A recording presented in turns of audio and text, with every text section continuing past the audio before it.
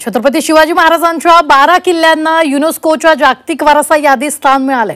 यामध्ये महाराष्ट्रातील 11 किल्ल्यांचा समावेश असून तमिळनाडूमधील जिंजी किल्ल्याचाही समावेश आहे।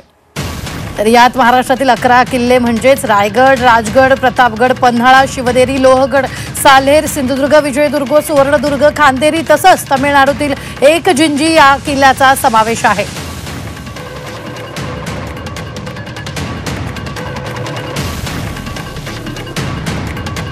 यावर मुख्यमंत्र्यांनी आपल्याला फोनवर प्रतिक्रिया दिली आहे, पाहूया। आपल्या सर्वांकरता अतिशय ऐतिहासिक, अभिमानास्पद आणि गौरवशाली क्षण आहे की आपले आराध्य दैवत छत्रपती शिवरायांच्या 12 किल्ल्यांना युनेस्कोने जागतिक वारसा यादीमध्ये स्थान देण्याचा प्रस्ताव मंजूर केलेला आहे। खरं म्हणजे किल्ले रायगड, राजगड, प्रतापगड, पन्हाळा, शिवनेरी, लोहगड याच्या सहित साल्हेर, सिंधुदुर्ग, विजयदुर्ग, खांदेरी आणि तमिळनाडूतील जिंजी या किल्ल्याचा यामध्ये समावेश आहे।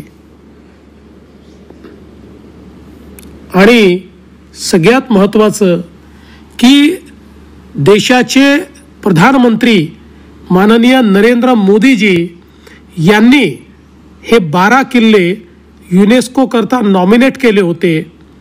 आणि सगळ्यात महत्त्वाची गोष्ट की युनेस्कोच्या या संपूर्ण प्रक्रियेमध्ये 20 वेगवेगळ्या देशांना मतदान करायचं होतं आणि या 20ही देशांनी आपल्या छत्रपती शिवरायांच्या किल्ल्यांना जागतिक वारसा यादीत घेण्याकरता मतदान केलं आणि एकमताने हे किल्ले आता जागतिक वारसा यादीमध्ये आलेले आहेत।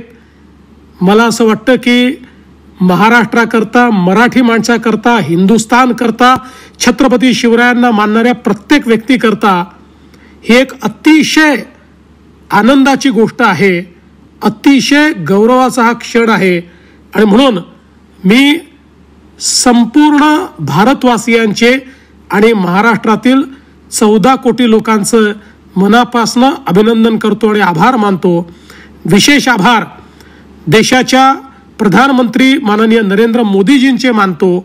आणि त्यासोबत या संपूर्ण प्रक्रियेमध्ये आमचे मंत्री सांस्कृतिक कार्य आशिष शेलार असतील, आमचे अप्पर मुख्य सचिव विकास खारगे असतील, यांनी देखील अतिशय चांगली कामगिरी केली।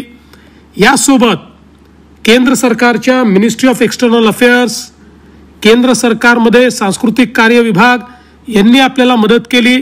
मी स्वतः सगळ्या जे काही ॲम्बेसेडर्स आहेत वेगवेगळ्या देशांचे त्यांच्यापर्यंत संवाद साधला आणि मला अतिशय आनंद आहे की आमच्या दोन्ही उपमुख्यमंत्र्यांनी देखील याच्यामध्ये चांगली मदत केली।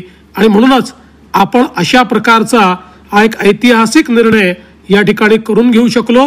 म्हणून मी पुन्हा एकदा सर्वांचे आभार मानतो।